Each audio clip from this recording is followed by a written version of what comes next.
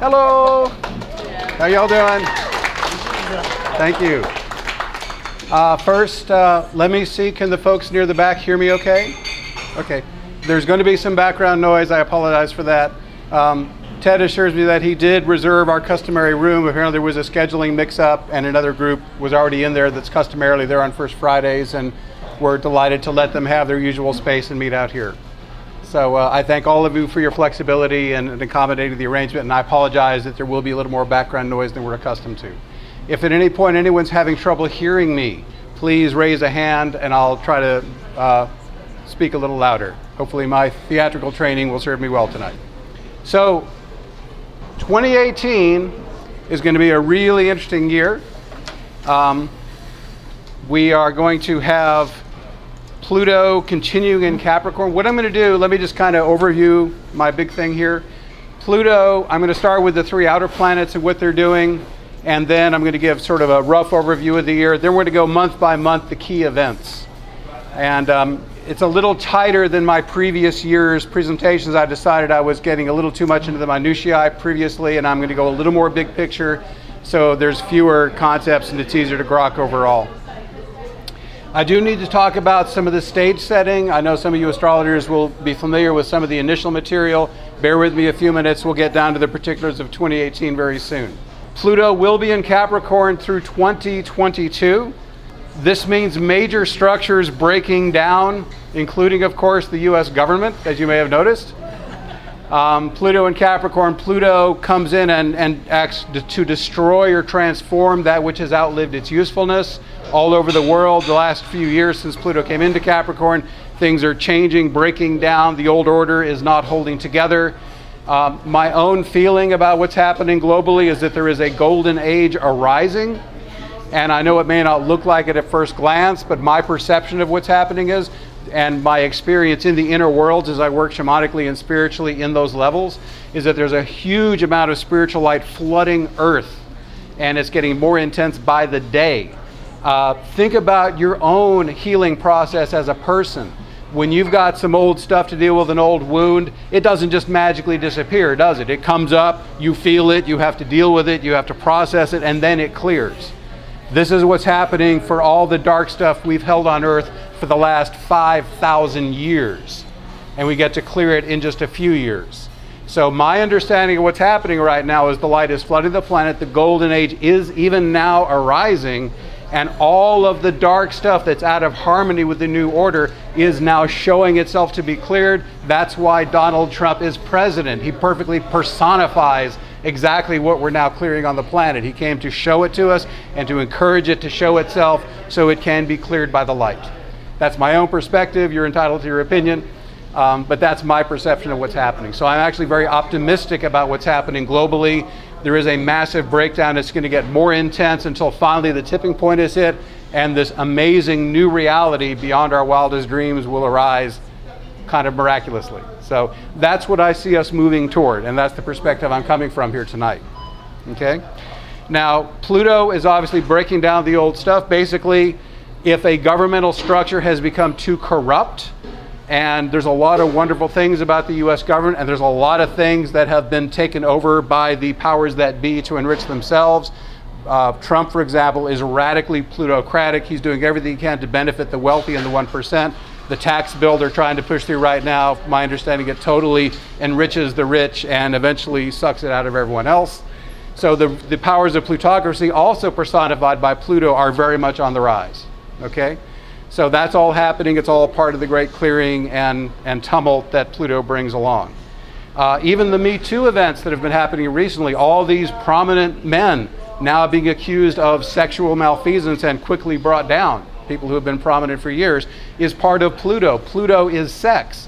Pluto is hidden secrets. All that is in his corner too.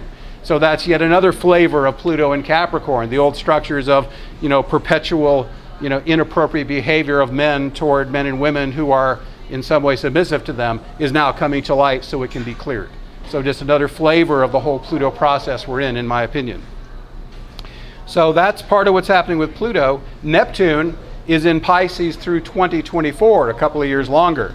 Now Neptune, it so happens that there's usually a planet and a sign that mean the same thing, and it so happens Neptune and Pisces are exact synonyms. So Neptune and Pisces on the high side are spiritual awakening, inspired creativity. Right now we are in a golden age of entertainment, movies, TV, music. There's amazing stuff out there all over the place in all genres, and we can enjoy that and have fun with it. But there's always a low side too. And my opinion, by the way, is there's not a good planet or a bad planet. There's not a good sign or a bad sign. It's all just energetic potential. Through our free will, we can go to the low side, we can go to the high side. Okay? And individually, you always have the choice to take any energy to the high side, even if it's a grand cross. You know, the most challenging aspect patterns in astrology, when mastered, become your greatest strengths. We also have the opportunity to do that as a society and as a global society. The question is, do we have the consciousness and the will to do it? Okay? So dark Pluto is delusion and deception, fake news, ignoring other viewpoints, diluted perception. Again, my perception of Trump, he lives in a little bubble of his own made-up reality. He doesn't really see the world objectively like the rest of us do. He's in a Neptune bubble. Okay? And he's a good example of how Neptune can function in a less helpful way.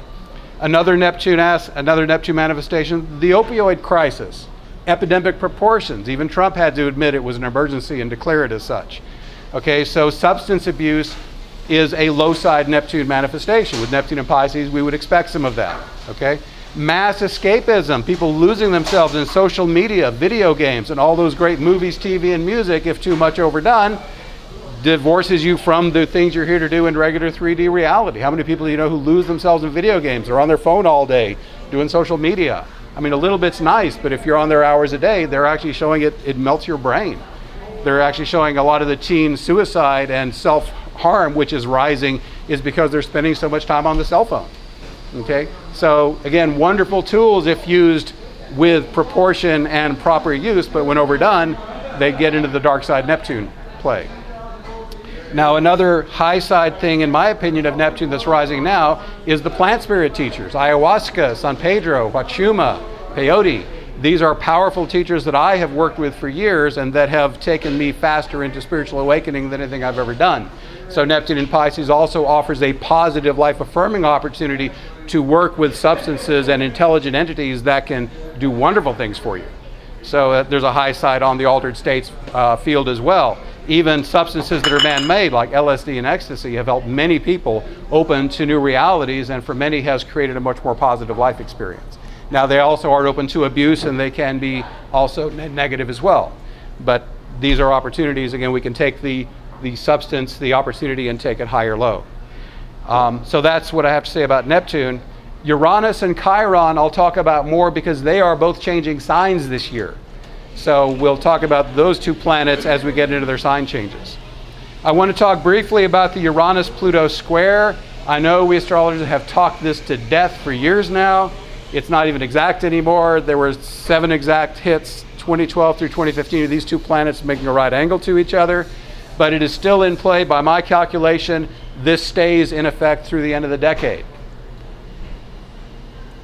And I'm not going to go on and on about it, but basically Uranus and Pluto together are revolutionary transformation. A smartphone did not even exist until 10 years ago. The first iPhone came out. Look how it has completely taken over the planet. So we're in an age where very rapid things are happening very quickly. In my opinion, the change pace is just going to go faster and faster and faster until we do hit that tipping point and the golden age arises. So with Uranus and Pluto still in square, you want to be flexible and fast on your feet. You want to be sure that you are as adaptable as possible. Reality is changing very fast, and you need to be as malleable as possible to flow with these changes as they arise. Okay? Now, in terms of technical, the closest approach of these two is going to be around the beginning of February, where they're about 5 degrees apart by the square. As the year opens, they're about 6 degrees apart. Then by early August, they're going to be 13 degrees apart. Then they start coming together again. By the end of the year, they're 8 degrees apart. So they're widening the gap, but they're still in influence very much. So I wanted to give them their due. Zooming in a little closer to 2018, There are a number of soft influences. I've been doing these annual forecasts for quite a while now, and usually the story is squares and difficult things, and those have been the main themes of the year. I was really relieved that 2018 has a pretty good balance of flow and challenge, a much higher proportion of flow than I've seen in any recent year's forecast. We have 3 soft Jupiter aspects to outer planets. Let me show you that slide here. 5 flowing aspect patterns of significance, and all the things I'm showing you today, the aspects and the aspect patterns are significant. Typically they last at least a month. I'm not dealing with small fry personal planets. We're dealing with social and outer planets pretty exclusively in this forecast. We want the larger picture here. So that's going on. There are, of course, some challenging influences in 2018. There always are some. There's 2 months where these Thor's hammers just stack up like crazy, 3 and 4 at a time.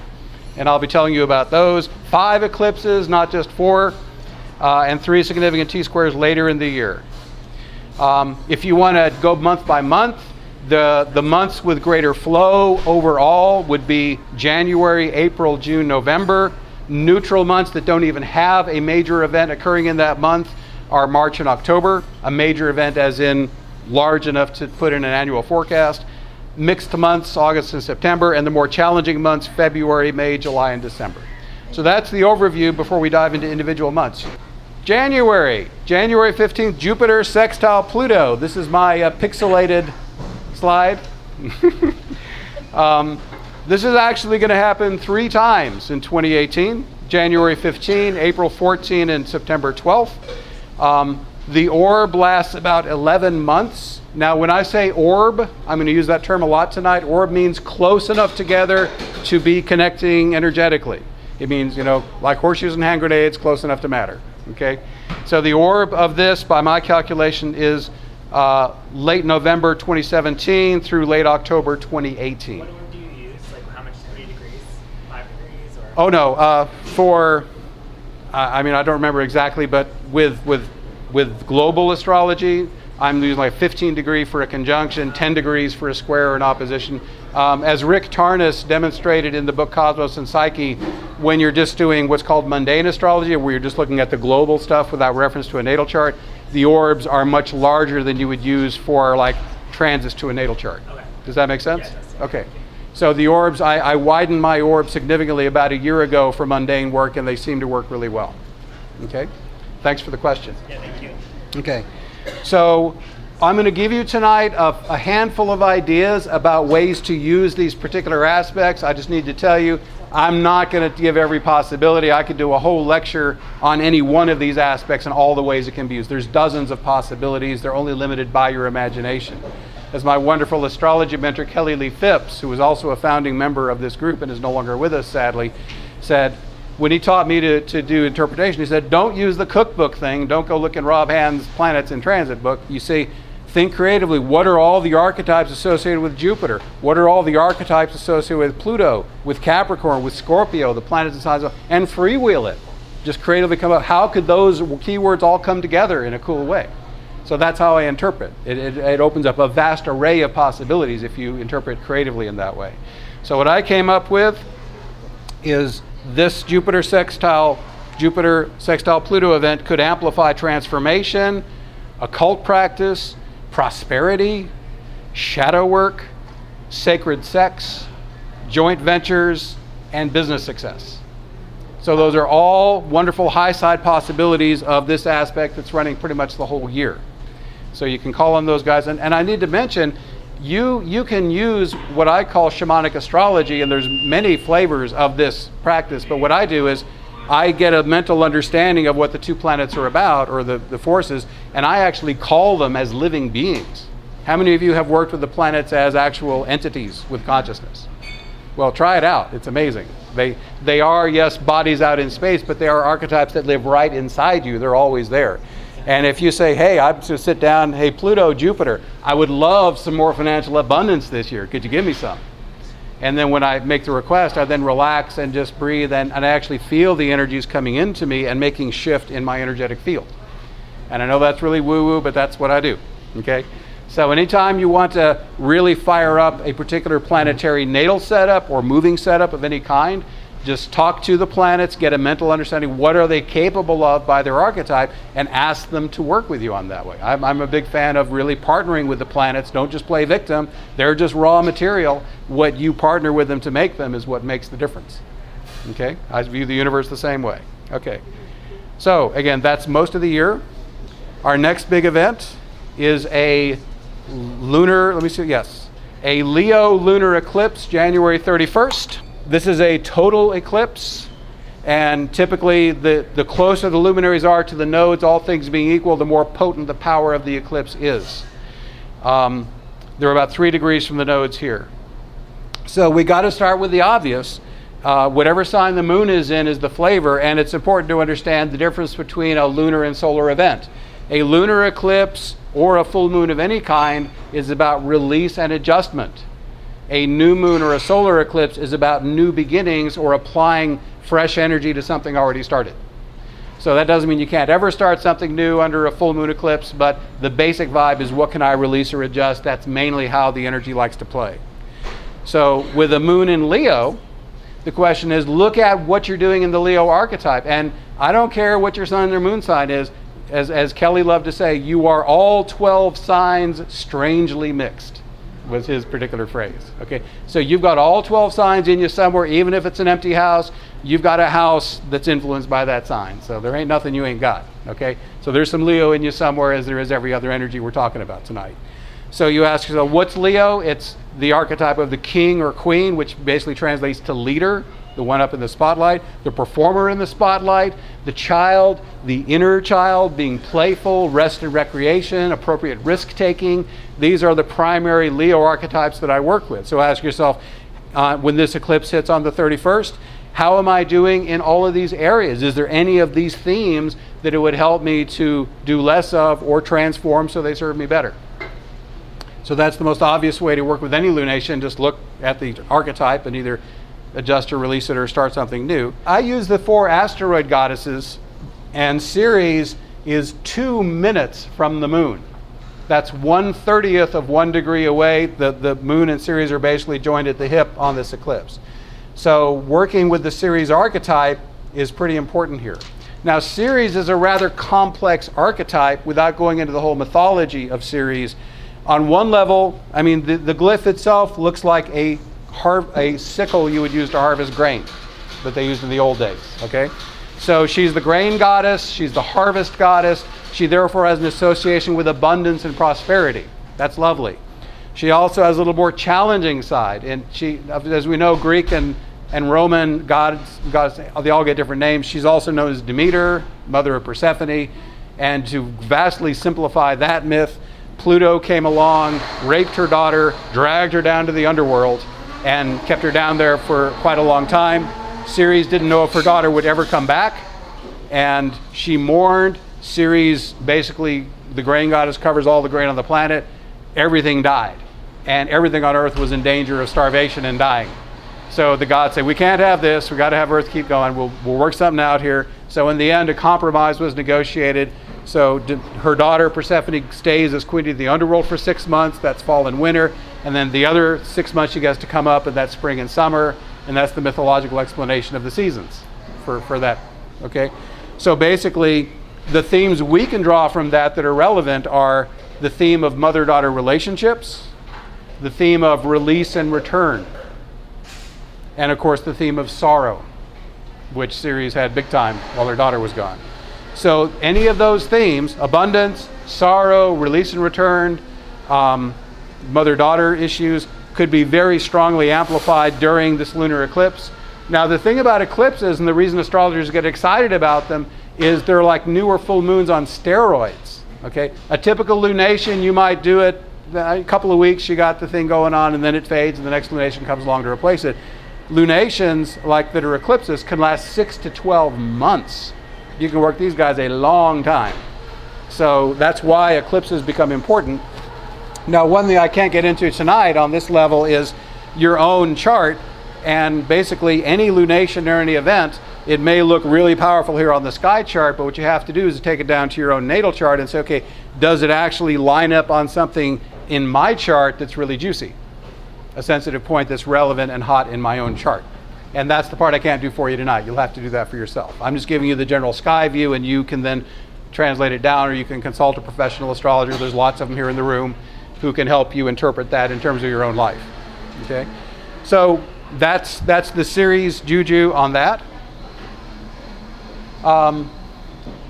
The wounding theme is further emphasized because Chiron, the green old-fashioned key down here, is making a 135-degree aspect to the moon and Ceres. Chiron is the wounded healer. So now we have that sorrow theme again. So it wouldn't surprise me if around this eclipse and in the time following, you might have some shadow material come out to be cleared. Okay. Just out of curiosity, who here has been noticing that things are a little more challenging overall, and you've had a lot more triggering lately? Anybody? Just all right. Very few hands are not raised. Okay. All right. Yeah. Well, welcome to our current reality. We're all having our stuff come up. Okay. So it's very important. This theme is going to come over again and again in the 2018 forecast. It's not the only thing happening, but it is a strong, persistent theme. I'll give you just one little tool to work with if you want to. On my site, astroshaman.com, there is a tool called the Healing Invocation, and you get to it right on the top of the home page. On the top of the sidebar, there's this purple banner. It says Heal and Awaken Invocations. My site's going to be redesigned soon, so I'm also making a video that's going to be on my site all year. So if it ain't there, the site's been redesigned. It's still on the home page somewhere. Just it won't be too far down. Okay. Anyhow, click or tap that banner, and it will take you to a page with 2 blog posts. The first is Heal and Awaken Invocations, which is just for how to do embodied awakening real quick and easy. The second post has a photo of a screaming man just like this, and it's called Your Negative Reactions, Golden Opportunities for Clearing and Awakening. And this post gives you a very simple tool, 7 words you can say, then you basically turn it over to your higher self, you relax, and believe it or not, this amazing healing energy comes into your body and it flushes that heavy thing out of you, or at least a layer of it. So this tool has been used by now thousands of people over 7 years. I'm getting a tremendous amount of good feedback. Check that out. If you don't already have a really quick and effective tool to deal with the challenging emotions that come up, this tool is proving itself really well out in the world. So it's totally free. Check it out if you're interested. I won't plug that again, but with this theme, I'm big on not only can I present an issue, can I possibly offer a little bit of helpful information that might help someone with it. That's the way I do astrology. So we got the Chiron. And by the way, Chiron isn't just you feeling an old wound. Chiron is you stepping up as the healer or the mentor, possibly even as the shaman or the awakener. So this is also an opportunity with this moon. If you want to step more fully into that, this is a subtle opportunity that will let you do that. There's other things in the year that are a little more blatantly supportive of it, but this is one way you could play that. Yeah? You going to talk about the trine to Vesta, to Ceres and Vesta? That looks like a positive. I might. Let's see how the time goes. Since you brought it up, I will. Okay, I want to next point out a theme that's going to be in the other eclipse, which is Venus and Juno. You'll see when we get to the solar eclipse, they're also strong in that. So both eclipses have these planets strong. Venus is a moderate strength opposition. She, of course, is relationships. Juno, which is loosely opposing the moon, is committed partnership. So, what kind of thing in your life is most likely to bring up a challenging emotion? Could it be your committed relationship? Okay. I know my beloved Makisla, who's in the back there, we've been together a few months, we're twin flames, and our love is just boundless for each other, and yet hardly a day goes by when one of us doesn't trigger the other somehow. It's amazing because we're both really dedicated to our growth, and we believe in what we call the great onion of consciousness. And it's a very simple metaphor I use for healing and awakening. At the core is your divinity. I believe we're all God at the core. God entertains itself by pretending to be different things to different people. Okay? It's all God sitting here as far as I'm concerned. And at the core, it's all bliss, ecstasy, euphoria. And then through your lifetimes, as you have unhealed wounds and trauma, each one of those puts a little dark layer around it. They build up, they create the onion. So in a way, the way to the light is through the dark. It's your willingness to have an effective tool and face each of those little challenges, a challenging emotion or physical sensation, and your willingness to have an effective tool and let that layer peel off. And again, I'm lazy. I let my divine do it. You know, Benjamin sucks at that, you know, but my divine is really good. So I turn it over to that. So anyhow, so that's the theme. When we look at all the elements combined, the way they're playing, I think, you know, triggering of challenging wounds through relationships is a very powerful theme for this eclipse. I like to think of it this way. You're in a conflict with someone, you point a finger at them, you are responsible for this negative emotion I'm feeling. And you're forgetting I've got 3 fingers pointing back at me. It's my work to do. If I didn't have the unhealed wound, I wouldn't have got triggered by that thing in the first place. So I'm big on turning back to myself. What's healing in me is needed because of the challenge I'm feeling. Okay, now we also have, I don't want to spend too much time, but since you asked, Ronnie, the Vesta trine could be perhaps you're bringing healing energy out to a higher cause. Vesta's primary meaning is working for some higher cause beyond your own selfish interests. So any energy, maybe you go out Leo in a more open way and get out in the world a little bit to help a higher cause, that would be a lovely way to do this. Okay, so let's leave that lunar eclipse. We need time for all the other events here. Now, I'm not, because of our late start and such, I normally invite a lot of questions and comments. I'm not going to probably ask for those so explicitly, but be bold. If there's something you want to ask or add, just shout it out. I will not take offense. So be proactive if you have a contribution that you'd like to share on the thing we're discussing. Well, I have a contribution. So the reason I brought that up was because on a global scale, or at least in the United States, there's the energy of women taking back their power. Women taking back power. Vesta is the priestess, right, among other things, and you've got Ceres, the mothering aspect of the moon. Right. It's becoming, and it's elevated in Sagittarius. It's a different belief system, and it may even incorporate into law Sagittarius. So right. I think it's a significant aspect that once in the collective consciousness, we can run with it. So that's right. why I brought it up. Thank you. That's a beautiful interpretation. So I know some of you may not have heard what she just said. Basically her main point is that Vesta represents the empowered feminine. And it's coming to prominence more. Sagittarius expands it. The women standing up saying, I was sexually abused, etc. We're taking power back. We're not just quietly accepting inappropriate behavior anymore. And actually, we're going to see a lot of Pallas Athena in this forecast. She comes back again and again and again, and she is the feminine warrior spirit. So I will definitely be addressing that theme, Ronnie, in the forecast. And changing laws. That's the other thing. And changing laws, as she said. Okay. So solar eclipse on February 15th, the day after Valentine's Day in Aquarius. So new begins in Aquarius. I think of 3 high side Aquarian possibilities. First is fly your freak flag. Be the authentic, unique, one-of-a-kind person you really are, even if you have to disappoint those who love you. So fly the freak flag. Second, follow your intuitive flashes. Aquarius and Uranus operate by intuitive flash. That's called a hunch, a gut feeling. You just know it, you're sure of it, and you don't even know why. And if you think back over your whole life, when you followed those feelings, you probably had better outcomes than if you didn't. That's been my experience, and I've had that confirmed by hundreds of clients. So follow the intuitive flashes when you have a strong Uranus or Aquarius thing. The final highest expression of Uranus or Aquarius is serve others using your most special gifts that you most love to use. You have those talents for a reason. So what most delights you in service, do more of that. So that's just a general idea, new beginnings in Aquarius along those lines. This is a partial eclipse, and the partial eclipses typically only are seen in the polar regions. This one is the South Pole, a little bit of Argentina. So I know we had the huge Great American Solar Eclipse a while ago here. I was at a whole festival that was devoted to that. It was an amazing experience, but nothing like that in 2018. There's not a single eclipse all year that actually focuses on the United States.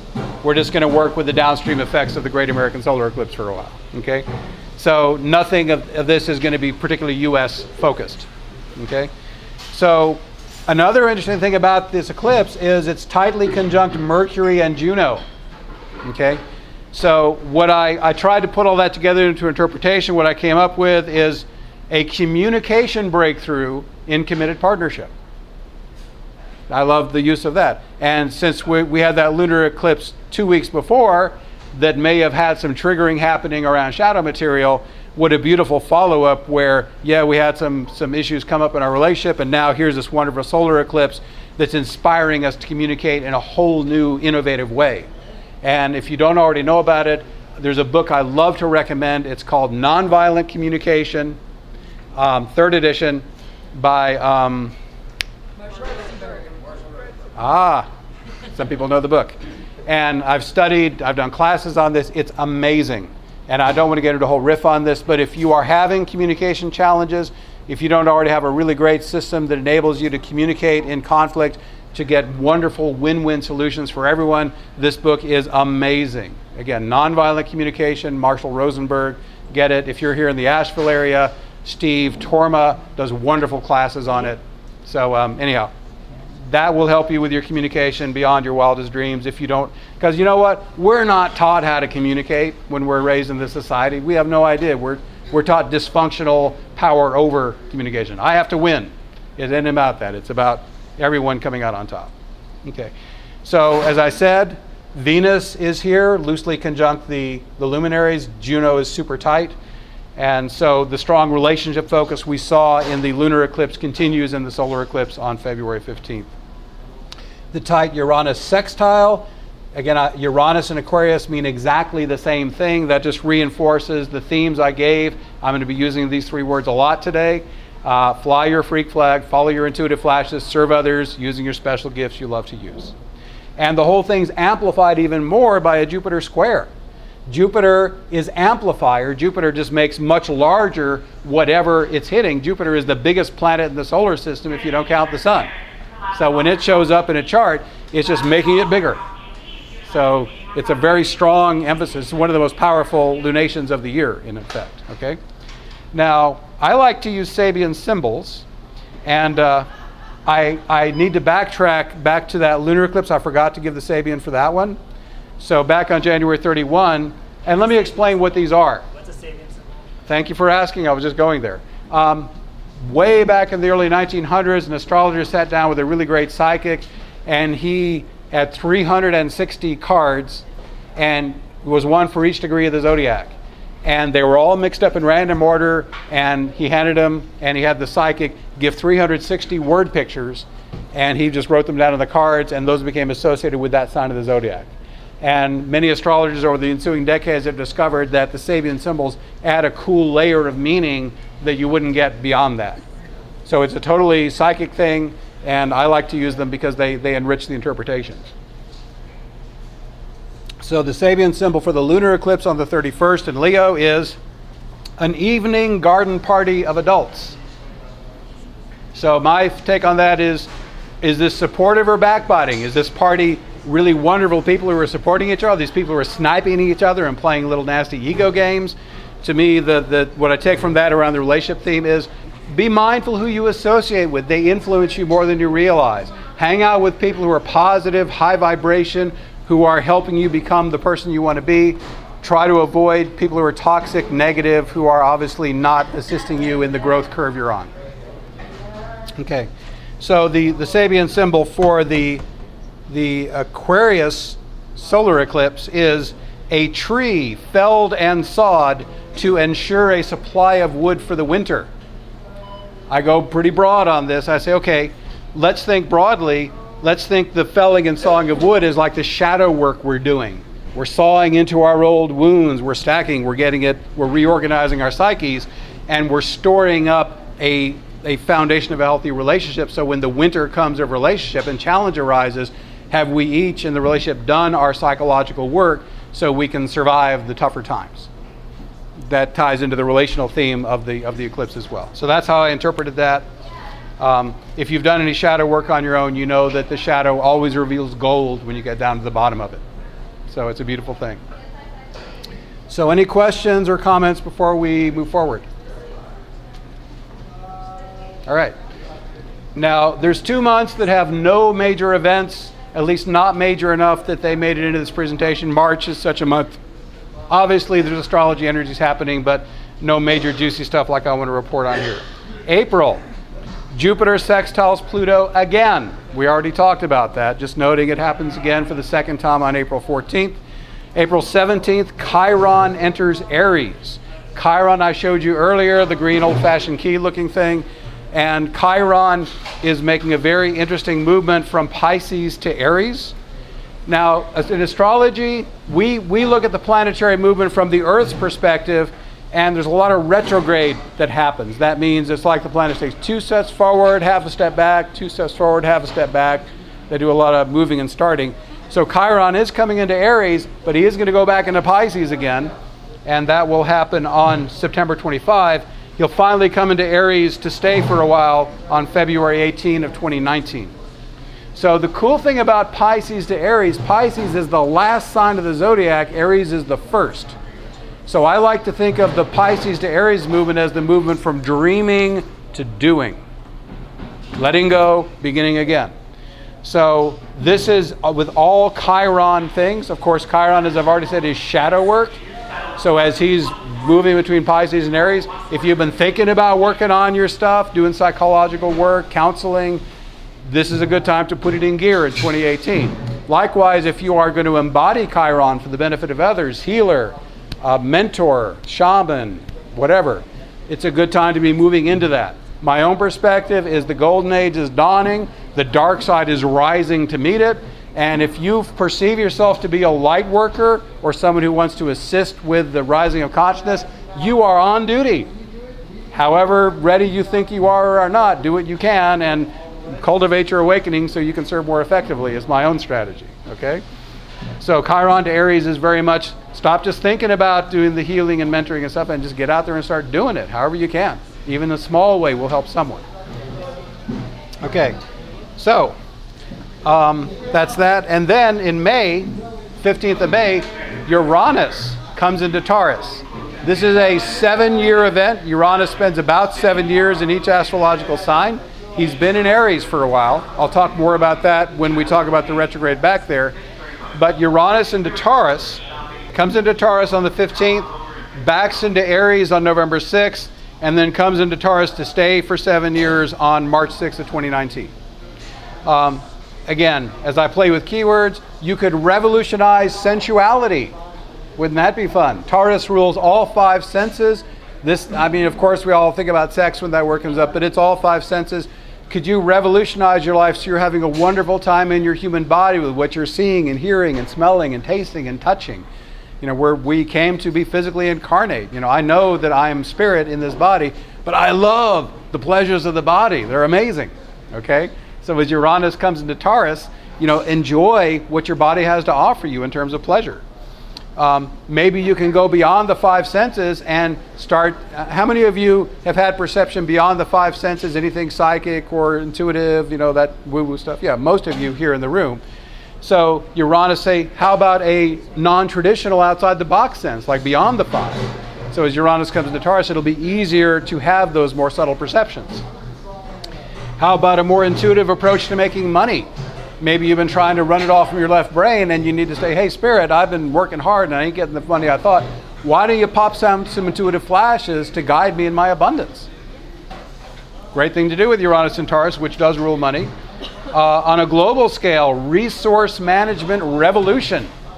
Maybe more wind power, thermal power, ways of generating electricity that are not just the usual polluting things. Maybe you could serve your tribe in a practical way with Uranus and Taurus. Again, on a mundane level, earthquakes are associated with this. Uranus is like the radical upset, the lightning strike comes and shakes things up. Taurus is the earth itself. So a lot of times earthquakes are more common. In fact, I was just reading in the week today that we're in a 7-year cycle of increased earthquake activity because the Earth's rotation every so often slows down for 5 or 7 years. I was literally reading this today in the magazine The Week, and here I'm talking about Uranus and Taurus and earthquakes. Interesting synchronicity. And finally, just like Pluto and Capricorn, Uranus and Taurus can shake up existing structures. Taurus is the old way. Taurus is the most stubborn, traditional, stuck in its ways sign of the zodiac, or can be. So here's Taurus who says, the devil I know is better than the devil I don't know. I don't want to change. And Uranus says, let's think twice about that. Maybe I can throw a strong enough lightning bolt to shake you out of your old pattern into something that's working better for you. So those are some thoughts on ways of Uranus and Taurus that you could use for yourself. Now I'm going to go to my first Thor's hammer. Thor's a big deal now. He's in the Marvel Cinematic Universe. I love that character. So a Thor's hammer is a square on the back end, this 90 degree, and then two sesquares, 135 degrees connecting it.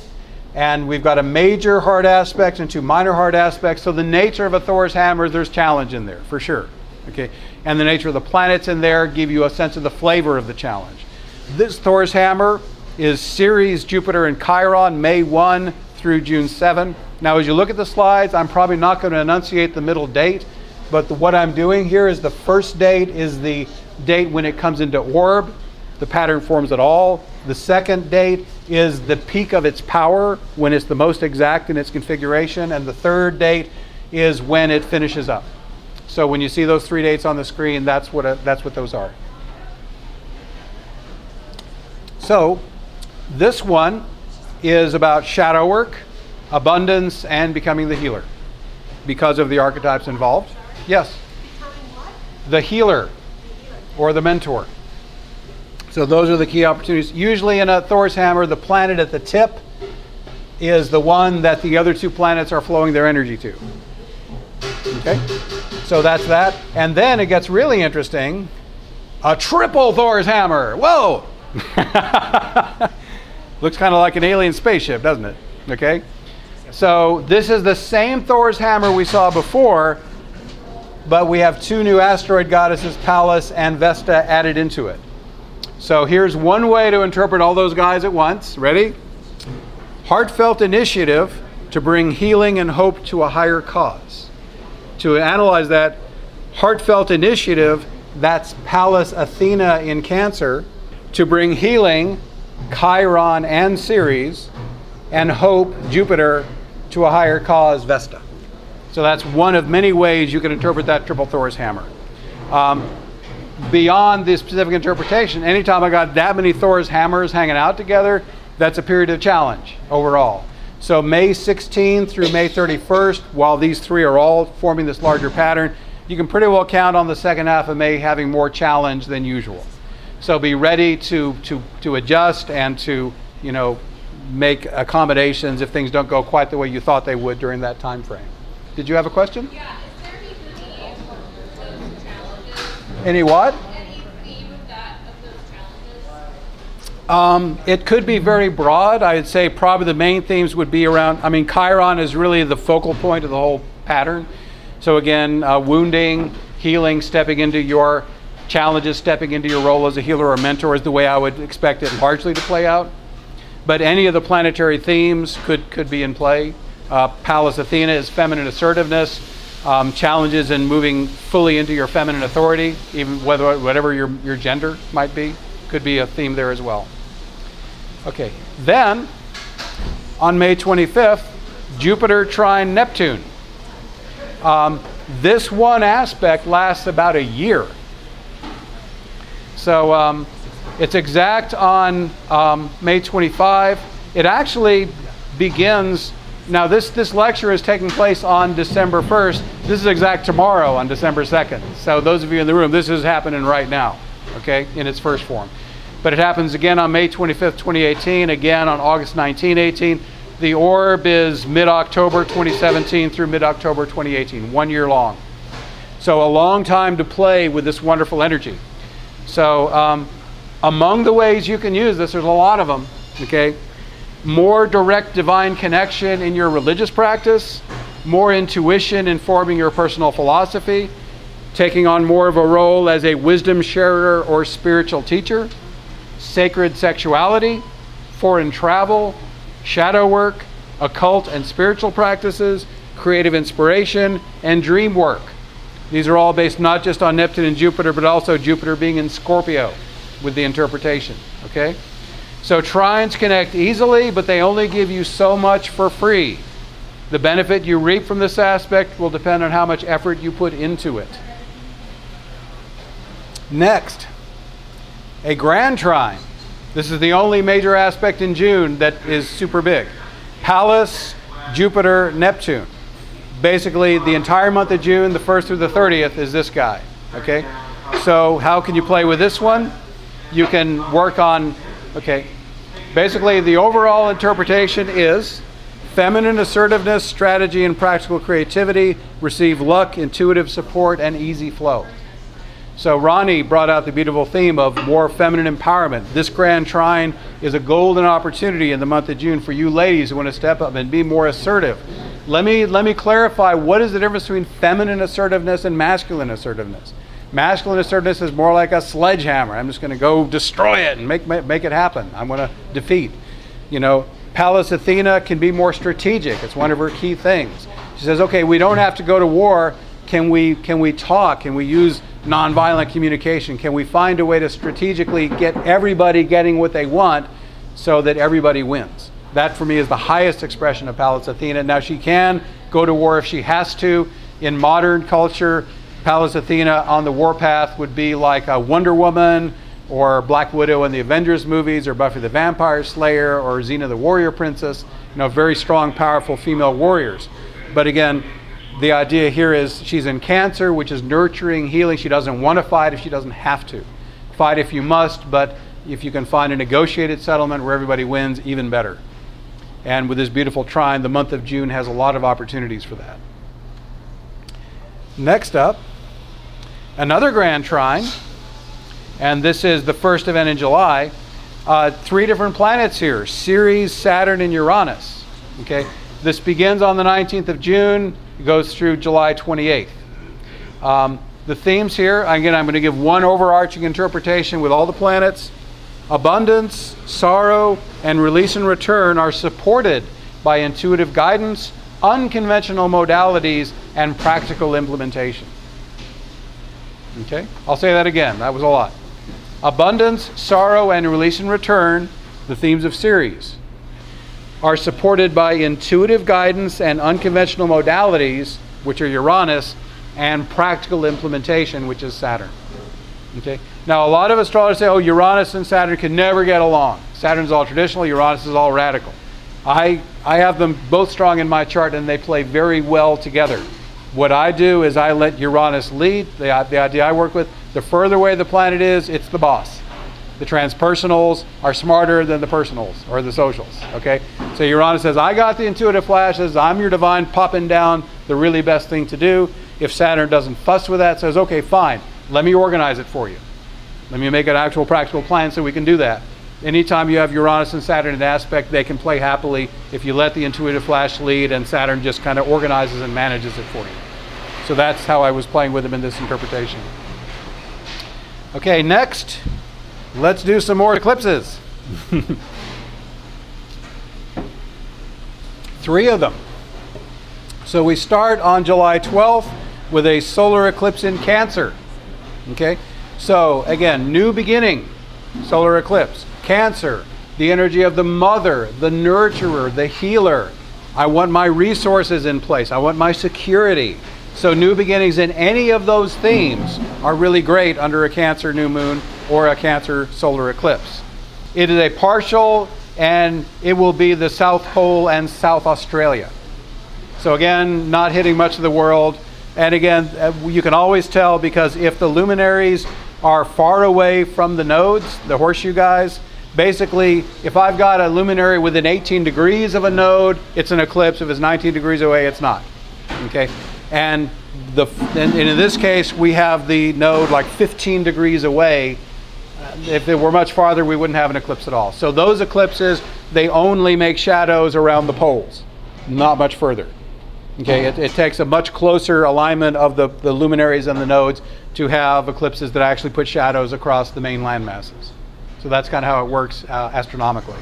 Okay, so this one, I've got a really tight Pluto opposition. By the way these graphics work is the thicker the line is in the middle, the more exact it is.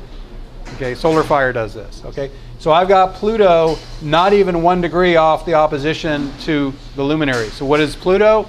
Again, his job is to take away or transform what does not serve you and to empower what does. So in the themes of Cancer, look in your own life. Where am I a parent? Where am I a nurturer, a healer? How's my security base doing? What needs more power? And where am I non-optimal? And the way you can always tell you're non-optimal is challenges arising. That's your divine self trying to get your attention. Something's out of whack, or it would be harmonious. So what do I need to release or heal or transform to harmonize what's happening here? So whatever the theme is, whichever of those themes is active, watch for that in the months following the solar eclipse. And of course, Pluto says, see, I view all, if I didn't say this already, I view all the moving planets as angels from your higher self. If they hit a point in your chart and it's all wonderful, say, great, we'll juice it up to the next level. You're doing awesome. If you're out of harmony, say, oh, we're going to bring some challenge up to draw your attention to the fact that you're a little off track from soul purpose here. We want to get you back in alignment. That's the way I view it. So just, if you're all beautiful in your Cancer theme life, then this will just juice you up and empower you. If you got out of alignment, Pluto will draw it to your attention. Okay. We also have a Neptune trine. Neptune, again, I love Neptune for its spiritual and its creativity. So it could be, let's say you're having some challenge in one of those Cancer areas. What should I do? Well, there's Neptune, who's one of the intuition planets. I've already talked about Uranus, who pops down the intuitive flashes, but Neptune's like a waterfall. Its energy just flows constantly, energy, information in. So this eclipse has the Neptune pipeline. So you say, I'm confused about how to work with this Cancer theme. All right, Spirit, what should I do? You just relax and let the information flow in like water. Ask the question, rest in your breath, and just let the energy flow in. You know, that's how I get, more and more, that's how I'm getting all of my helpful information, is from within my own wisdom. So this invites that, the way the solar eclipse is set up. In a more obvious way, it's just a support for your spiritual awakening practices or your inspired creativity to flow in more easily in the months following. There is a loose conjunction to Pallas Athena, 10 degrees out. And again, Pallas Athena is that warrior goddess. She uses strategy. She's practically creative. So anything moving in that direction would be juicy under this eclipse. I want to point out an overall theme. Well, let me do the Sabian symbol first. The Sabian symbol of this eclipse is a prima donna singing. Okay? So that is like getting out of the spotlight when you take it very broadly. So this asks, in what way do I need to be more visible in the world, working the themes of this eclipse, or just more visible in the world generally? So this solar eclipse on July 12th, is there something saying you need to get out in the spotlight a little bit more, like the prima donna on stage? Okay. I want to make a point of the 3 eclipses here. Lots of change energies in both of them. You're going to see when we get to the solar eclipse on August 11th. Pluto and Neptune are strong in that one too. The lunar eclipse we're about to look at has strong Uranus. Those 3 outer planets, Uranus, Neptune, Pluto, are called the gods of change. Okay? And so these 3 eclipses in July and August are very much about a lot of big shake-up energy overall. So you'll see why as we move forward. Now we have a lunar eclipse in Aquarius. Okay? This is our 2nd Aquarius eclipse of the year. Okay? We had that on the 15th of February. We had the solar eclipse in Aquarius. Now we have a lunar eclipse in the same sign. Okay? 5 Aquarius. This is, again, not visible in North America.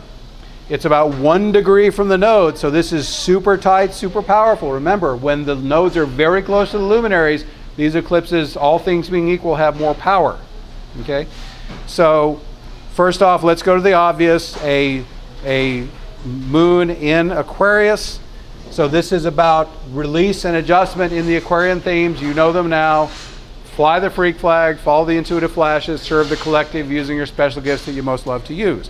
What adjustments or release needs to happen in that field? The energy you have to do this is vastly amplified because I got Mars there, right on the moon, about not even 1 degree away. So what's Mars? Mars is energy, power. Mars is the warrior, the pioneer, the entrepreneur, the one who just goes and make it happen. Its slogan is just do it. Okay, so a very powerful Mars helping us out on this eclipse, giving you lots of energy. If you want to move in things of sexuality, Mars in Aquarius is unconventional sexuality.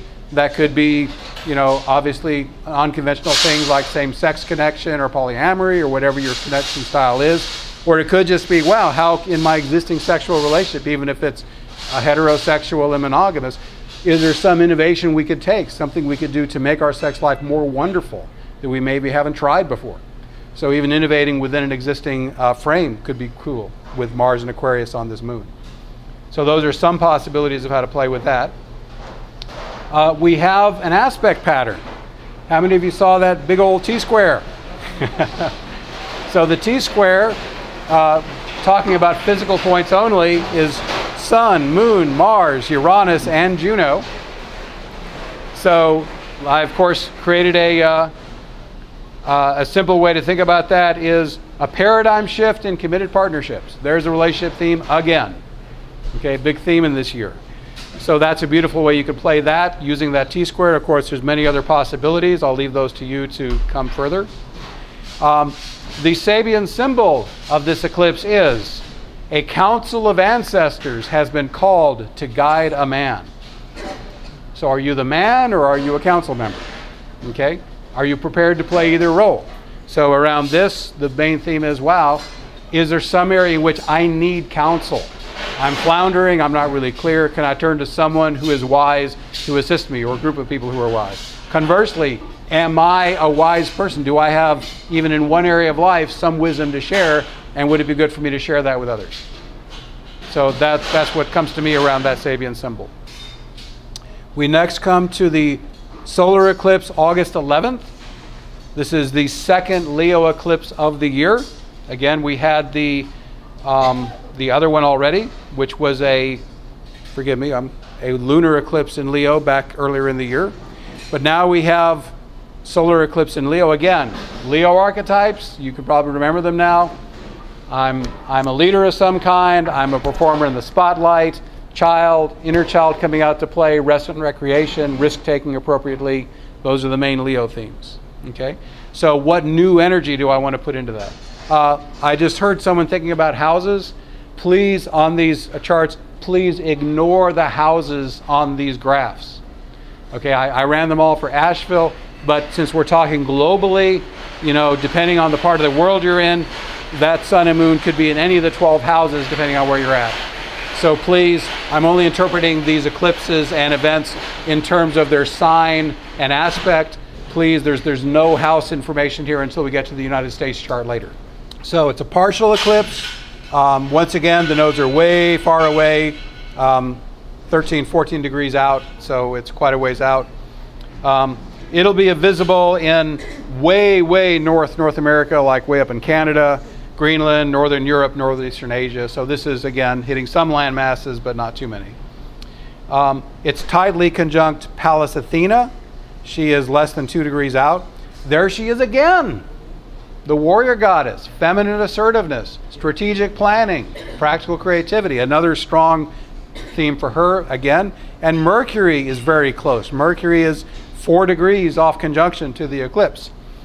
So what can we say there? I'm going to communicate my message. A great thing with this solar eclipse is, do I have some information to share with the world? Whether it's talking to a friend, making a Facebook post, writing a book, doing a blog, making a video. Is there something I need to get out there that might help people? Be a great thing to do on or after this eclipse. And can I do so in a way that's not so much combative as thinking, okay, I'm going to be assertive with this, but can I put this out there in a way that's a little gently assertive that gets it out, but makes it easy for people to receive it so I don't ruffle their feathers so much. There are 2 aspect patterns included in this eclipse. There's a yod. These green lines are most of the yod. There's also a sextile that's not actually displayed here, but a 60-degree connection between Pluto and Neptune. A yod, the nickname is the finger of God. Kind of important to pay attention to. So this yod contains Pluto, Neptune, and then Sun, Moon, and Pallas Athena on the tip. 3 ways to use this. You can stride boldly into spiritual transformation. You can proclaim transformative spiritual information, or you can proclaim transformative information as intuitively guided. Those are 3 ways to put those archetypes together. You can think of more, I'm sure. There's also a T-square, and the T-square is Juno and Jupiter, and I'm checking the others, Moon, Sun, Mercury, and Pallas on the other end. So again, the opposition is not shown here, but it does exist. One way to interpret that, individual achievement augmented by committed partnership. That's important. That's an overall question to really pay attention to. I'm here, if I have a sense of life purpose, am I here to get something accomplished? Is my significant other, or the people I'm connecting with, are they supporting and moving me forward in that goal? If not, consider, do I really need to be spending a lot of time with that person? Okay.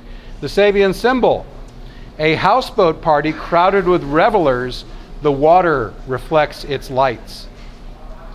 So for me, at first, houseboat party crowded with revelers, I'm right in the middle of them, I'm all in it, but all of a sudden I got the lights on the water. I'm either looking out on the lights, putting my attention elsewhere, I'm at a distance, looking at the lights and the revelers from far away.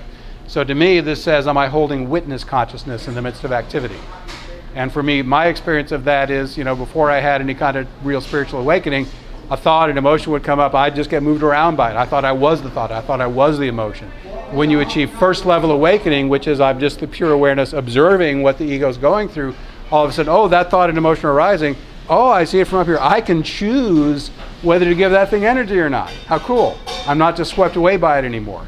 So even a first level awakening means, okay, here's this thought and this emotion. Do I really want more of this in my life? If so, yeah, I'm going to pay attention to it. I'm going to grow it. I'm going to cultivate. If I don't want it, I just turn my attention elsewhere and it fades out from lack of energy. My experience is I'm not responsible for the initial thought or emotion that I experience. We live in a field full of other people's energies. Their thoughts and emotions are hitting us all the time. A lot of what you feel and think isn't even yours. And then you have a choice. What's here in my field? Do I cultivate it with my attention, or do I put my attention elsewhere and let it fall away? I actually need to write an essay, and this is a slight tangent, but my perception, if you understand metaphysics a little bit, the physical body is the inside, then there's the emotional body, then the mental body. So when intrusive entities, thoughts come in, they first hit the mental body, and then you can say, okay, do I even give it, if you don't give it any attention, it usually doesn't penetrate any further. If I do give it attention and feed it and play with it, it comes in and it hits the emotional body. Now I'm having an emotional response to it. It's dug in a little deeper. Now it's more mine. Okay, and especially if it's a challenging emotion, I play with that, then it comes in further and it can actually burrow into my physical body. As a shamanic healer, I see this happening a lot. So if you understand that basic phenomenon and you discover I have a choice about where to place my attention when phenomena hit my awareness, you can make choices about that. And myself, I've started to become much more discriminating about what I even pay attention to, even to the degree of what movies and TV shows will I watch, what music will I listen to. Is it really holding the vibration that I'm here to hold and spread? So that's been my own experience with that. And I apologize if that's a slight tangent, but the witness consciousness got me going on that. Next. Okay, so we're done with eclipses. How about a quadruple Thor's hammer? Make sense of that, if you will. So what do we got here? From August 4th to August 14th, I got Mars, Ceres, Juno, Pallas, Jupiter, Saturn, Chiron, and Uranus all making Thor's hammers, all interlinked with each other. That's just crazy, all right? So I'm not even going to try to interpret that in terms of the actual planets. All I'm going to say is that's a mess, okay? In fact, broadly a little beyond that, actually the period August 2nd through 21st, in that realm there are 4 individual Thor's hammers, a triple Thor's hammer, and a quadruple Thor's hammer. Basically, August 2nd through 21st, it's going to be messy energy. And without getting into the individual planets, that's just way too complicated. Just know things are going to be a little wonky, a little rough. You're going to encounter more challenge than usual during that period. Just be ready for it. Have a plan B. Be ready to adapt and adjust, like tonight. I don't know if there's a Thor's hammer going on, but we had to adjust tonight and we got along just fine. Okay? So anyhow, so that's what's happening there. Now, in roughly the same time frame, there's a lovely harmonious pattern. It's an envelope. Okay? And it looks just like an old-fashioned envelope, doesn't it? Do you remember physical mail? So there's the flap on the top and there's the body of the envelope with the rectangle. Okay.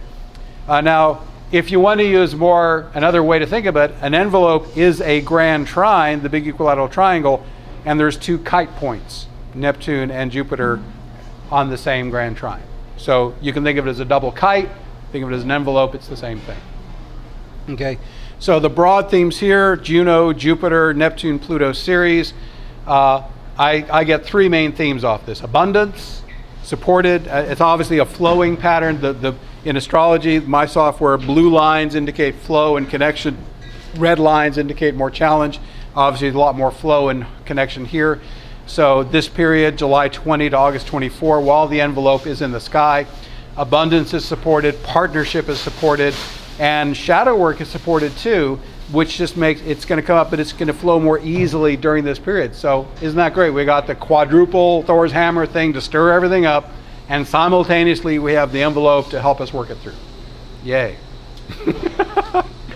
So next, August 19th, once again, Jupiter trine Neptune, which I already discussed. This is the third of 3 events. I just wanted to note that it's happening here in August.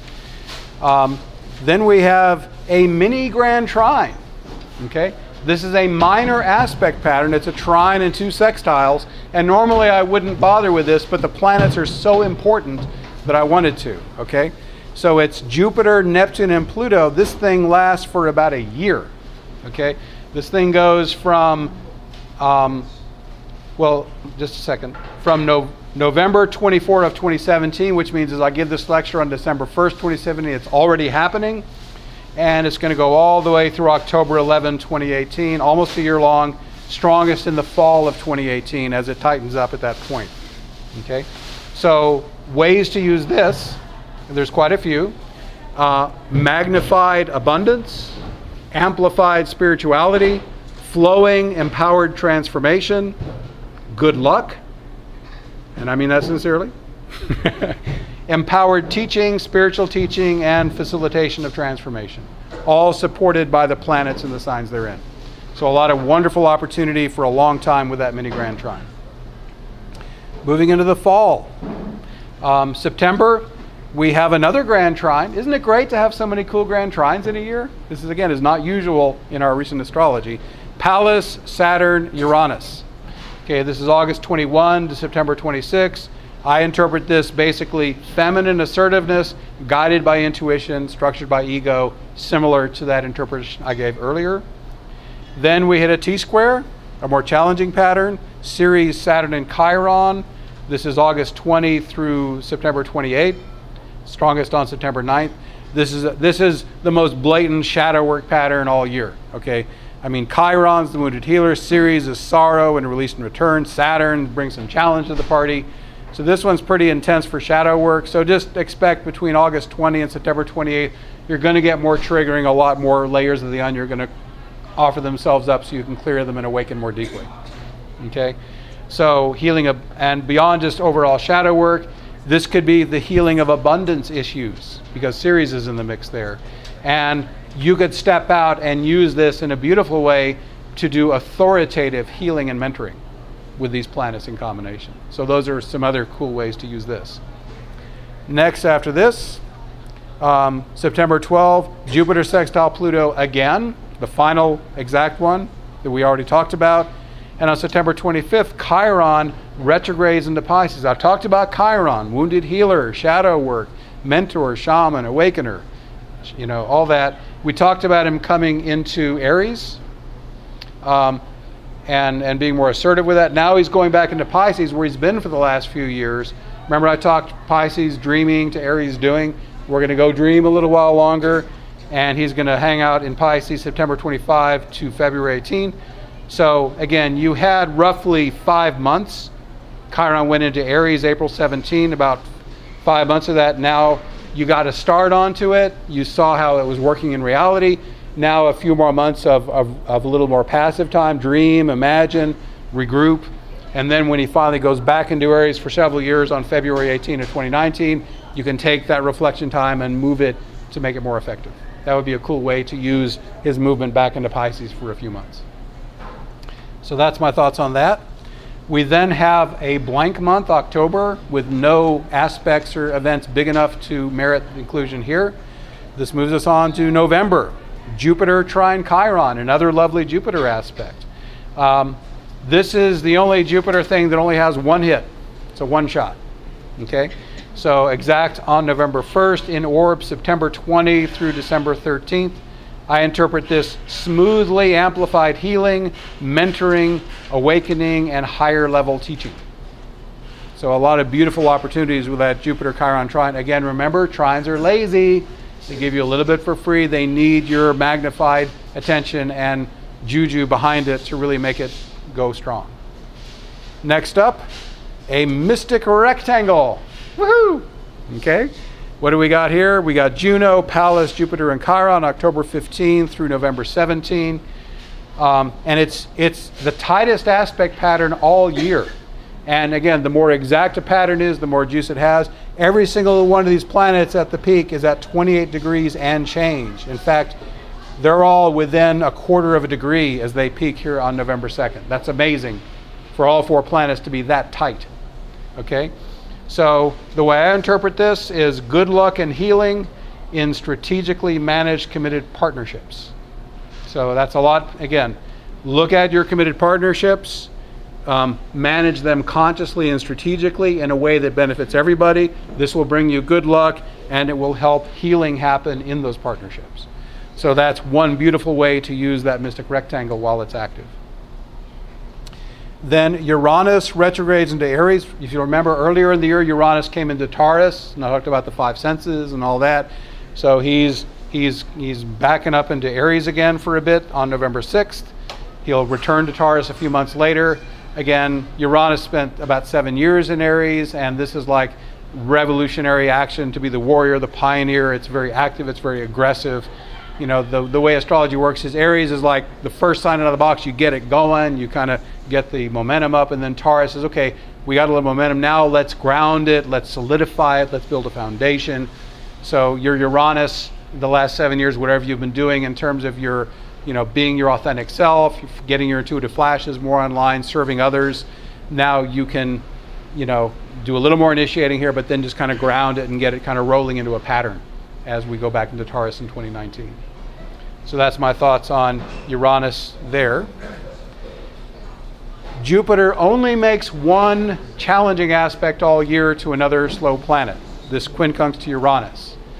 And this is a very interesting pattern.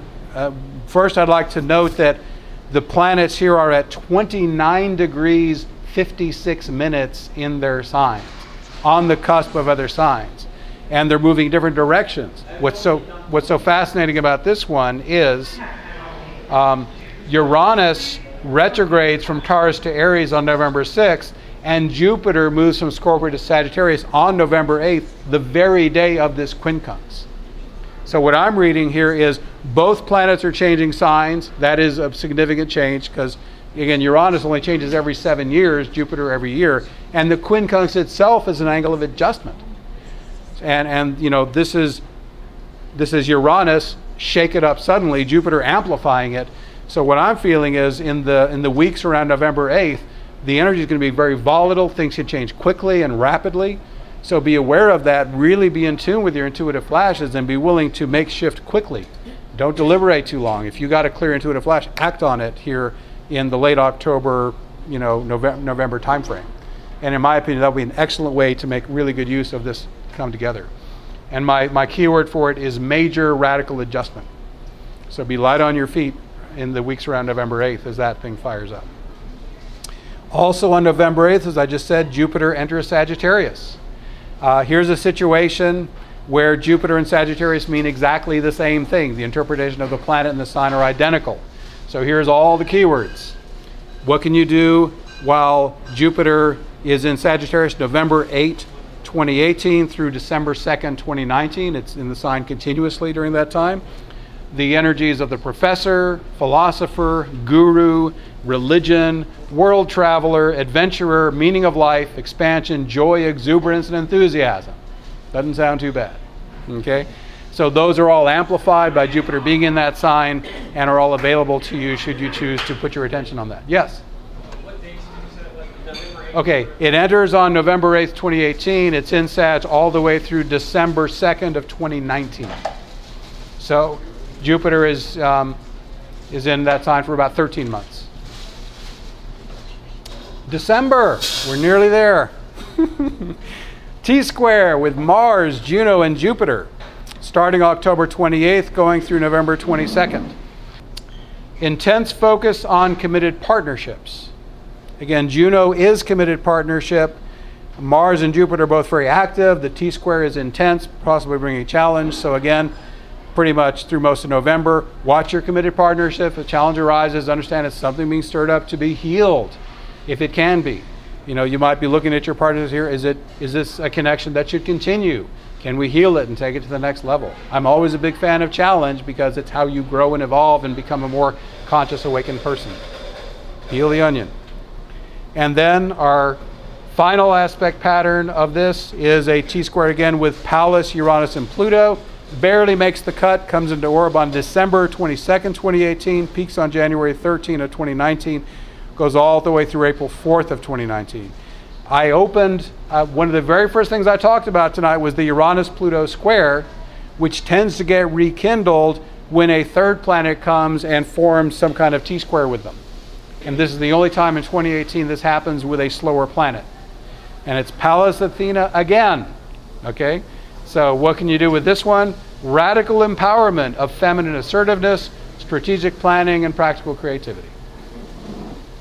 So that is the sky transits unto themselves. What I've done here for the USA chart is I've got the Sibley chart.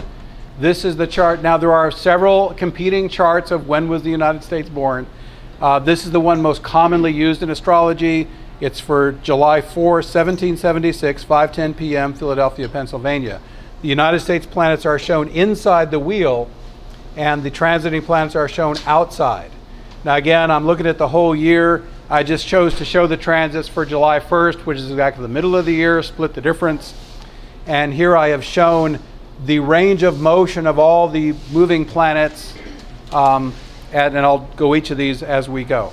You will note that I did not include Neptune because Neptune is not making any quadrature aspects to the US chart in 2018. Quadrature means it's a conjunction, an opposition, or a 90-degree square. And as I've watched things over the years, it's the quadratures, conjunction, opposition, square, that really fire up the change. Trines and sextiles can do things, but they're a little subtler. Things really happen when you get a quadrature event. So let's work our way from Pluto in. Pluto out here is opposing Mercury in the United States chart early February through early July. So let's break this down layer by layer. Mercury is communication, okay? It's in the 8th house of shared resources. Plus Mercury in the US Sibley chart rules relationships because Gemini is on the cusp of the 7th house. Gemini is ruled by Mercury. We therefore would say that Mercury rules key relationships of all kinds in the US chart. In this case, it's relationships with other countries, okay? So we have Pluto, which can be a high Pluto or a low Pluto. The high Pluto says, let's be guided by our inner wisdom and bring transformation that serves everybody. The low Pluto says, zero-sum game. I win, you lose. Does that remind you of anybody? Okay. So we cannot separate ourselves from the fact that the United States has Donald Trump as its president. I cannot avoid referencing him as I do this interpretation. He, for me, is the epitome of low Pluto. In order for me to win, you have to lose. Okay? He attacks constantly. He's always putting others down to bring himself up. Okay?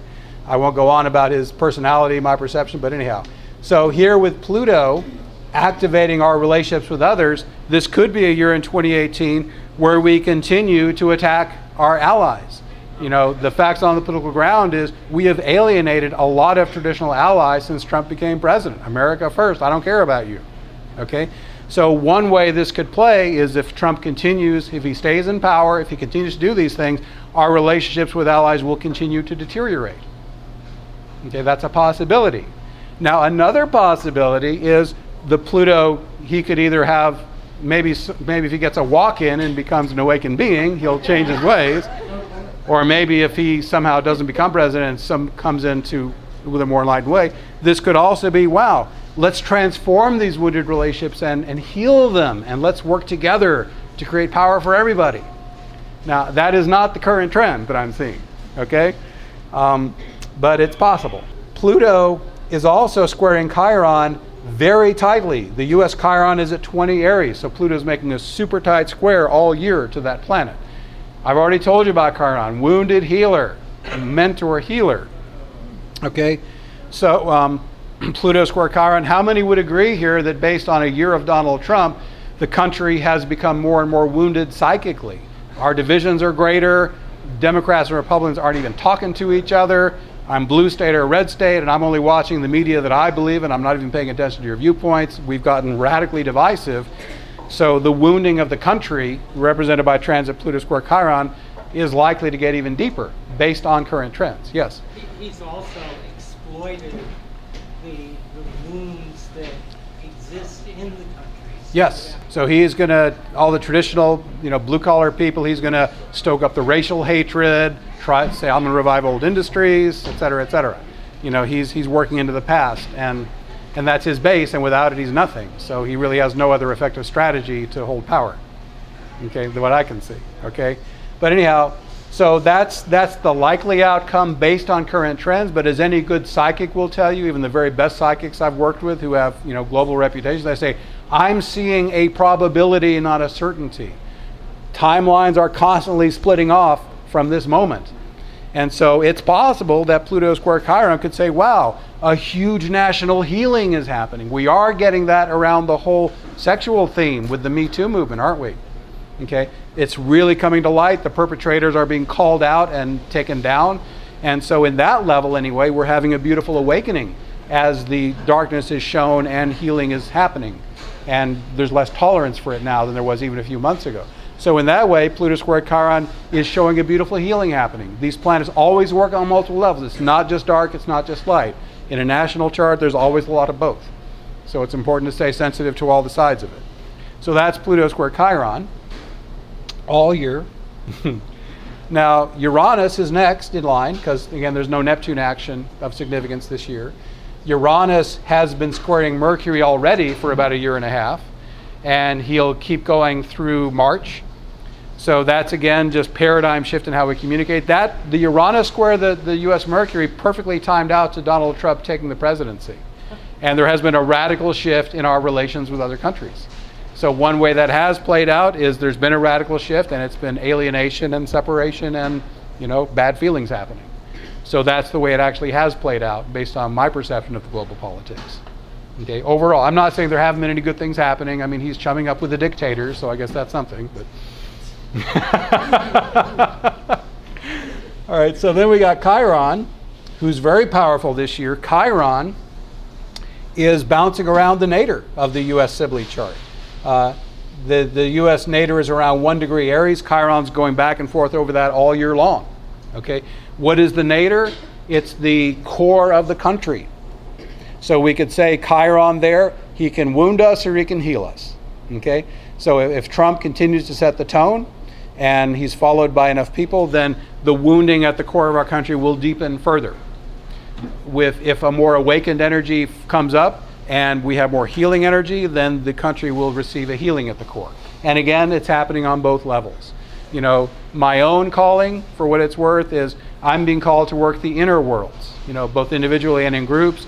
So I'm going in and I'm asking, how can we serve the Great Awakening? And we are flowing all kinds of love and light in the inner world, and it's flushing up the darkness. And again, as I said, I believe it will play out where the light will triumph. I don't think there's any other possibility, really. The only question is, how long will it take, and what consciousness are you going to hold in the meantime?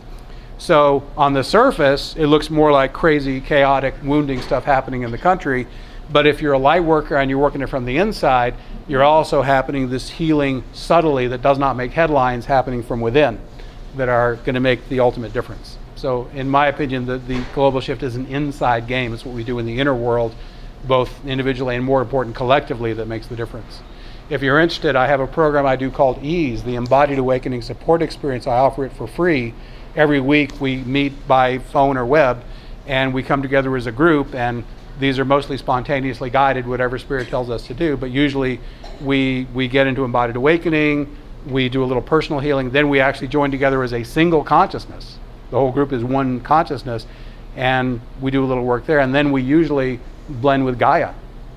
What we see happening there is there's a growing, what I call a human-Gaia interface, and every time we visit it, there's more people hanging out there. There's now millions of people, both humans and people from other dimensions and star systems, who are working to bring the golden age about. It's a massive force if you have sensitivity to it, and it gets juicier and juicier, and every week we're given the privilege of assisting a little bit in that.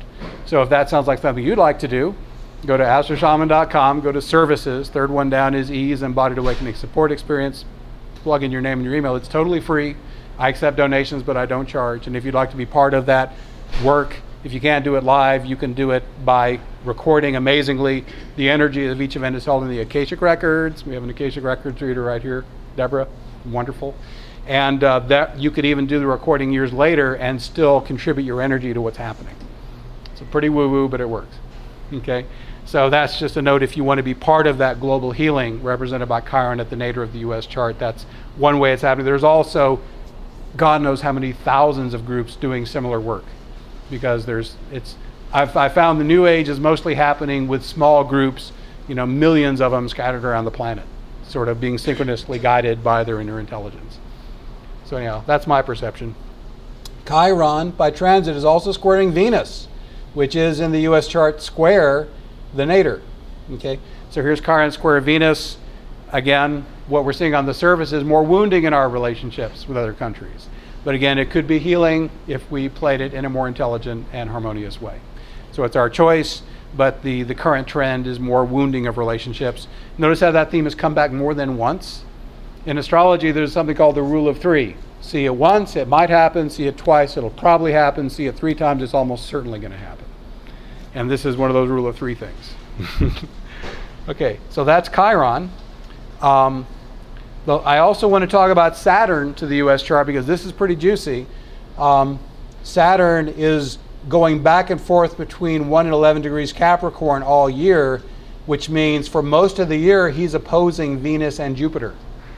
Now Venus we've already talked about. That's our relationships with others. She's even in the U.S. 7th house, so that indicates potential challenge with our relationships. He's also spending many months opposing Jupiter. The U.S. chart has Sagittarius rising. This makes Jupiter the chart ruler. The impression we give to the world at first glance, our general, when people encounter you, what vibe do they get? That's creating challenge too. And I don't think there's any question, there's a lot of global leaders who are saying, wow, this U.S. is really having a tough time here with this Trump presidency. So Saturn is a reflection of that. Again, a possibility is, wow, what if our leaders went to the high side of Saturn? Wow, we're going to be the wise elder now. We're going to be mature and responsible and look at the long-term play here, and we're going to handle this in a really mature and statesman-like way. That's a possibility of Saturn opposing Venus and Jupiter. That's not the current trend. We can pray, but it is what it is on the ground. Okay, so that's what I'm seeing with that. Also, I need to mention that Venus is the midheaven ruler of the U.S. chart, and the midheaven is your reputation out in the world. So again, that's Saturn opposing that, Chiron squaring it with these two planets hitting that point. That's again significant challenge and wounding to our reputation, which is already happening. So overall, when you look at the overall vibe of the hits to the chart, there's quite a bit of challenge there, which is just reflective of not only our current presidency and the tone it's setting, but the vibe of the times, where there's a lot of, even Germany, that paragon of stability, is having big political issues, and even Merkel is no longer as stable and being the guiding light of the European Union like she was. So it's all getting shaky. We've got a lot of structures in place that are based on power over others, dominator culture. And if that can't be healed, then it has to be removed so the more enlightened cooperative culture can arise. So it's interesting to watch it actually in play. Isn't this an interesting time to be alive? The last thing I want to say about the U.S. chart is the nodal return that is happening in June of 2018. The nodes, these horseshoe-looking guys, are called the axis of destiny, and the north node is what you're striving toward. The U.S. north node is in Leo in the 8th house, and Leo is the leader, the performer in the spotlight. And for most of its history, the United States has been a global power. We have been in the spotlight. We're calling the shots more than any other country in the recent decades. And it's in the 8th house, which says, are we bringing transformation? And we've done it in both ways. As I've studied deeply about the U.S. and some of the darker stuff we've done, we have done a lot of tremendous good in the world, and we've done a lot of really horrible things too. We have both sides going on in this country. So as the North Node hits its return there, which comes every 19 years, this is a time for us as a nation. What is our purpose right now? What do we want to be doing out in the world? Do we want to be supporting the energies of people like Donald Trump, or do we want to be putting a different energy out there? And it's a time for, in the middle of the year, a global thinking about what are we about as the United States? What is our mission? So that theme is going to be very strong during the year. So that's the U.S. chart. And yes? Excuse me. So we've got Saturn when it's just about going to be opposing the ruler of the midheaven. Uh-huh. In the next Venus, months. right. And then you've got squaring the natal Saturn, probably in a year. Uh-huh. And so that's the president in the Right. 10th house, possibly. Yes. So have you looked at any of that with regards to a new position, a person in the position of power? Or have you looked at the transits to Trump's chart? Are you going to get into that? I did look briefly at the transits to Trump's chart, and in 2018 there's no just mega headline transits, no major quadrature that really was super notable. I'm not saying there's nothing, but I didn't see enough juicy in his chart to bring it out into this presentation. But it's somewhat here. Oh yeah, but again, that's, as you said, that's really more 2019, and that's next year's presentation. We can certainly hope that Trump is impeached or steps down or some other. If you're, now again, I realize Trump supporters are watching this. The only criticism I ever get on my side is when I criticize Donald Trump. I can talk about astral projection and ayahuasca and no one raises an eyebrow. But if I criticize Trump, I get a few trolls. The point Ronnie is making, if you didn't hear it, as in 2019, as Saturn squares its own natal position in the 10th house of the ruler, that could be a significant challenge being brought to the president. So that is a real possibility, and we can see what happens. You know, I'm of two minds. Part of me would say, let's get a more enlightened leader in there, and I'll say, well, maybe it is important that if the U.S.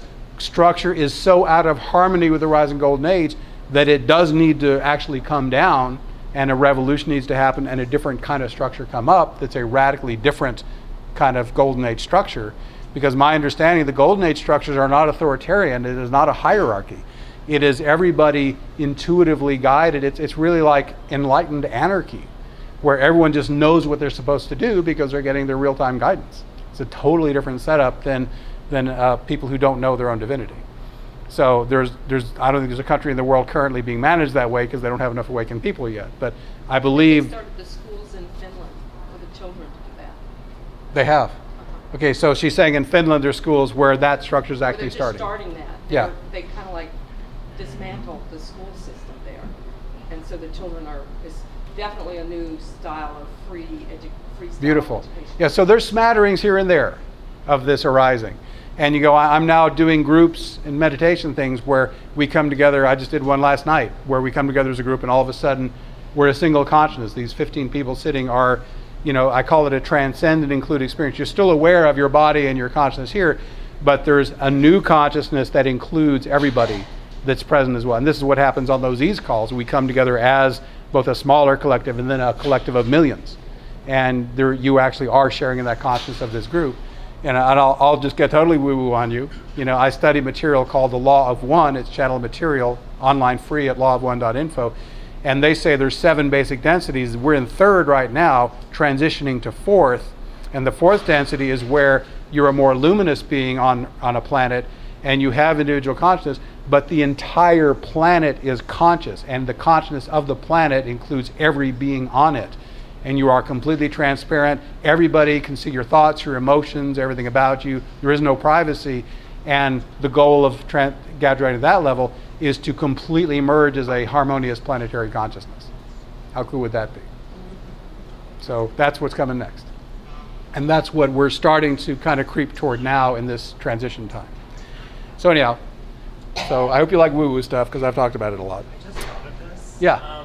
When Pluto goes into Aquarius, do you think that'll really be sort of like the catalyzation of like the Aquarian age really coming in? That would make a lot of sense, wouldn't it? You know? Yeah, that really would. I agree with you. Right now, Pluto in Capricorn is tearing down old structures. Then he'll energize Aquarian consciousness. That makes perfect sense. But we're still a few years out on that. Right. Yeah. And again, How long is that? Do you know? he's creeping along about 2 degrees, about 5 years roughly. That he'll be along there. I think I said 2022, right? So that would be the year he moves to Aquarius then. Okay. And I had a thought, it slipped away. Oh yes. The thing about Western astrology is it's not really built conceptually to show the shifting of an age like we're having. Astrology has only been around about 2,000, 2,500 years in any form at all. It was created during the current patriarchal age. So the interpretive consciousness of it does not include the idea of a shift like we're having now that only happens every 75,000 years into a new level of global consciousness. And so I don't think Western astrology unto itself can reflect the golden age shift we're having. A system like Vedic astrology, which thinks in terms of ages that last tens of thousands of years, might be a system that might encompass that idea more easily. So Western astrology is showing more like the local weather, but in terms of a global age, golden age shift, I don't think it's really built up to show a shift of this magnitude. So I'm not seeing that in the Western astrology, but it's showing the more local weather, but the shift is beyond anything I'm seeing in the charts of the Western astrology approach, just to give a fair perspective. Any other, I think that was the last slide, let's see. Yep. So, any questions or comments before we close? If you were going to summarize the whole year for next year, what would you say? It's going to be very bumpy, it's going to be whatever. I would say, as I said earlier, I'm very excited that there's so much flow in the year, equal to the challenge. So there is going to be some challenge, of course. I would say my own advice would be, if you are so inclined, really call upon your own divine awareness to send flow and harmony and grace into you. It will come every time you ask without exception. You know, it will not refuse you. My approach is just passively breathe and let the energy come in. Hold that consciousness the best you can. Again, my site with that invocation stuff has a method that has worked for a lot of people with that. So just keep calling on your inner calm. If nothing else, take some deep breaths. And know there's a lot of flow supporting you astrologically in the ways I detailed. There is some challenge, of course, as well, particularly around relationships. Please remember, as a core thing, every time you feel a challenging emotion or physical sensation, it's just a onion layer asking to peel. If you have an effective way to peel that layer and be done with that, you will emerge more awakened, more blissful, more ecstatic every time you peel a layer, and the layer you peel is not coming back. So I would just say be very conscious and proactive in your shadow work. Be willing to face and clear whatever comes up. That will deepen your awakening, and it will also open you to much more of the flow. Is that a helpful answer? Okay. I'll say briefly, I do astrology and shamanic healing professionally. I want to thank the Asheville Friends of Astrology. They're very kind to let me do this forecast every year. Thank you, Ted. Thank you, everyone involved with the group. So honored to be here. Thanks to Earth Fair for giving us the venue. Thanks for the group in there for giving us a little challenge to demonstrate our flexibility and goodwill. and thank you all for being here for this. Thank you all so much. Thank you very much.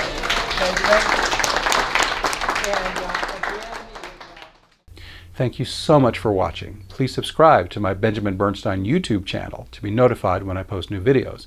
And if you like this video, please share it. This free video forecast is a partner project with iTunes' #1 astrology audio podcast, This Week in Astrology. It's also free. You can get my twice-a-month astrology forecast in writing by subscribing to my free email newsletter at astroshaman.com. Once you're there, you can also link to my Facebook page where I post daily forecasts. As I mentioned earlier, my personal services include astrology, shamanic healing, and awakening activation. I also offer other great products and services, many of which are free. To learn more, visit astroshaman.com. Thanks again for watching. I wish you infinite blessings as the stars light your way.